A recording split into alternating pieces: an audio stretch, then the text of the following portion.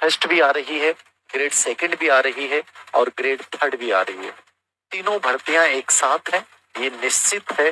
ठीक है, अब इनमें किसमें कितनी वैकेंसी आएंगी ये आप प्लीज ये कोई सवाल कमेंट में मत लिखिएगा कि सर ग्रेड सेकंड कितने पदों पे आ रही है, ग्रेड फर्स्ट कितने पदों पे आ रही है, ग्रेड थर्ड जो हो कितने पदों पे आ रही है। पदों का मुझे कोई आइडिया नहीं है, बट हाँ ये श्योर है कि तीनों भर्तियां जो है वो आपके समक्ष आ रही हैं। पहले सवाल का जवाब। दूसरा सवाल कि सर जब हमारे सामने तीन चीजें हैं कि आपके सामने ग्रेड फर्स्ट भी है, ग्रेड सेकंड भी है और ग्रेड थर्ड भी है, तीनों भर्तियां आपके समक्ष हैं, तो तीनों भर्तियों में से जब आपके समक्ष हैं तो यहां अपने को किसकी तरफ जाना चाहिए? सिंपल सा सवाल है, यानी बहुविभेदन आपके सामने है, मल्टी डिस्क्रिमिनेशन कि हम सर जाएं कहां। जिंदगी में सबसे इंपॉर्टेंट होता है, लाइफ में निर्णय होता है, डिसीजन होता है। डिसीजन यदि सही हो, सटीक हो, तो बाद के जो आउटकम्स होते हैं वो बहुत बेहतरीन होते हैं। और हमारा डिसीजन गलत हो जाता है, हम किसी ऐसी चीज के ऊपर अपना समय और अपनी ऊर्जा खर्च कर देते हैं जो रियल में हमारी योग्यताओं के अनुसार नहीं। ईमानदारी से एक बात मैं बताऊं कि सर मेरे अनुसार किसकी प्रिपरेशन हमें करनी चाहिए। जैसे मैंने कहा भर्तियां तीनों आ रही हैं और 100% आ रही, निश्चित आ रही, ये आप मान के चलना। ठीक है, अब दो चीजें आपके समक्ष मैं पूछ रहा हूं कि सर मुझे किसकी तरफ जाना चाहिए। तो इस सवाल का जवाब एक सिंपल सा है, आप अपने आप से एकांत में बैठ के खुद पूछिएगा कि आपको किसकी तरफ जाना चाहिए। नंबर 2, क्या आपकी योग्यता फुलफिल है? आप में से बहुत से बच्चे मुझे कहते हैं कि सर मेरा बीएड फर्स्ट ईयर चल रहा है, मेरा सेकेंड ईयर चल रहा है, मेरा एमए प्रीवियस दिया है, एमए फाइनल चल रहा है।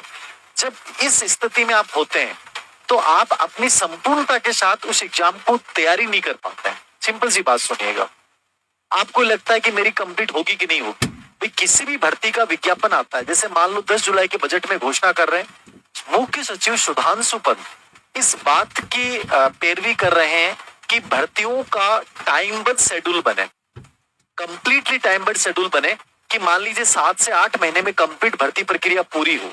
मैं नहीं कहता कि ऐसा हो पाएगा, मैं मानता हूं कि 2025 में एग्जाम होगा, लेकिन फिर भी किसी भी एक अच्छे विद्यार्थी को जब वो प्रिपरेशन कर रहा है तो उसको मैक्सिमम टाइम जो लेना चाहिए वो 6 माह लेके चलना चाहिए कि मेरे पास इस भर्ती की प्रिपरेशन के लिए 6 महीने हैं।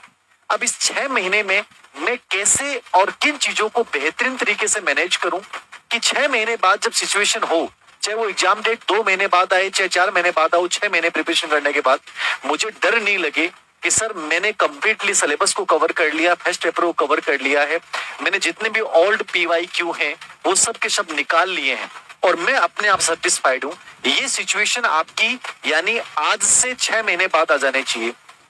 अब तुम एक सवाल आप में से अधिकतर बच्चों का मेरे पास होता है, कमेंट में भी होता है, वैसे भी होता है, सर क्या मैं आज से करूं तो क्या पॉसिबल है?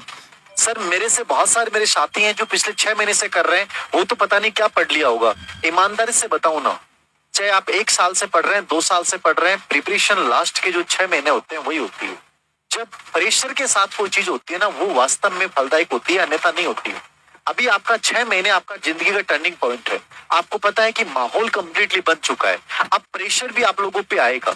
आप पॉजिटिव प्रेशर लेते हैं, नेगेटिव प्रेशर लेते हैं, आपके ऊपर डिपेंड करता है। बाकी मैं मानता हूं कि 6 महीने किसी भी एग्जाम को बहुत सिंसियरली, सीरियसली नहीं बोल रहा हूं, सिंसियर तरीके के साथ, सटीक रणनीति के साथ किया जाए तो सफलता निश्चित रूप से पॉसिबल है।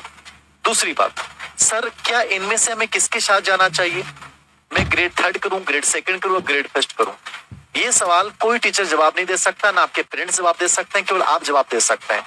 ग्रेड फर्स्ट में जब आप पढ़ते हैं तो वहां मैथ रीजनिंग आती है, वहां इंग्लिश आती है, वहां 5% हिंदी के आते हैं, 5% साइंस के आते हैं, भारतीय इतिहास, राजस्थान इतिहास, कला संस्कृति के 15 प्रश्न आते हैं, स्कूल मैनेजमेंट के 12-13 प्रश्न आते हैं। ठीक है, इस बार साइकोलॉजी भी संस्कृत विभाग में तो नहीं, बाकी साइकोलॉजी की भी चर्चा देखो फाइनली होता है कि नहीं होता है।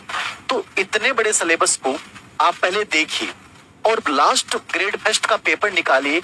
आप ये देखिए कि क्या आप कंफर्टेबल हैं, क्या आप रियल में इतनी सारी चीजें यानी 75 प्रश्नों में से क्या आप 60% ऐसे हैं जिनको 100% कवर कर सकते हैं, तो आपको ग्रेड फर्स्ट की प्रिपरेशन करनी चाहिए। आपका सब्जेक्ट में इंटरेस्ट है तो ग्रेड फर्स्ट की तरफ जाना चाहिए। नंबर 2, यदि आप ग्रेड सेकंड में जीके का पेपर देखिए, वहां साइकोलॉजी आती है 40 नंबर की, प्लस जीके आता है जो स्पेशली राजस्थान का भी है और उसमें भारत का पार्ट भी है, चाहे ज्योग्राफी है, चाहे राज्यवस्था है, चाहे इकोनॉमिक्स के कुछ टॉपिक है। यानी वहां आपको थोड़ा सा भारतीय संदर्भ में और विश्व के भी कुछ टॉपिक है, वहां पढ़ना पड़ेगा।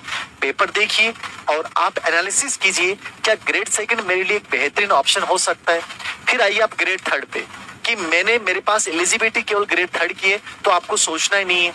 ग्रेड थर्ड में 2 प्रोसेस हो सकती हैं जो अमूमन अभी तक सामने आ रहा है। आप में से कई बच्चे मेरे से सवाल पूछेंगे, मैं अभी जवाब देता हूँ। आप पूरी वीडियो को आराम से सुनना, कि एक चीज समझ में आ जाएगी कि सर ग्रेड थर्ड में 2 पेपर होंगे, 1 पेपर होगा, ये फिलहाल तो कोई नहीं जानता। लेकिन मैं जहां तक समझ रहा हूँ, मेरी एक इंटरनल राय है आप लोगों को, मेरे अनुसार 2 पेपर होंगे। मेरे अनुसार, मेरी व्यक्तिगत जो मैं समझ रहा हूँ, 2 पेपर होंगे। अब रीट के बाद थर्ड ग्रेड का पेपर होगा। उसके सिलेबस में क्या बदलाव ला पाते हैं, क्या बदलाव नहीं ला पाते हैं, मैं भी नहीं कह सकता। क्या जो लास्ट कांग्रेस सरकार में जो पैटर्न था सेम टू सेम, इसको ये एडप्ट करेंगे, आगे कंटिन्यू रखेंगे या उसमें चेंज करेंगे, ये बीजेपी की सरकार पे डिपेंड करता है।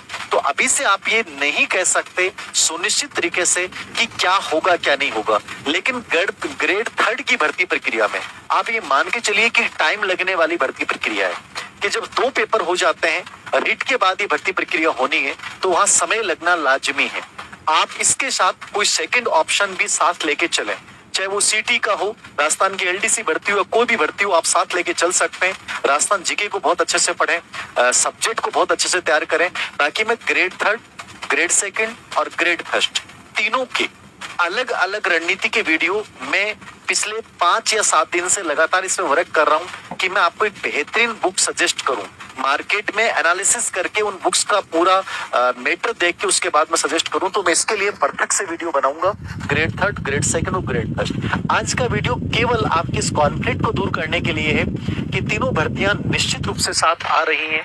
कितनी वैकेंसी आएंगी मुझे कोई आइडिया नहीं है, बस मेरे पास इतनी इंफॉर्मेशन है कि तीनों भर्तियां 100% आ रही हैं, तो मैं आपको ये बता रहा हूं। अब इनमें से किसी एक को चूज कर लीजिए। जैसा मैंने कहा, पूर्व सिलेबस और पूर्व एग्जाम का एक लेटेस्ट पेपर, इसके आधार पे आप तय कीजिए कि आपके लिए कौन सा ऑप्शन सबसे बेस्ट हो सकता है।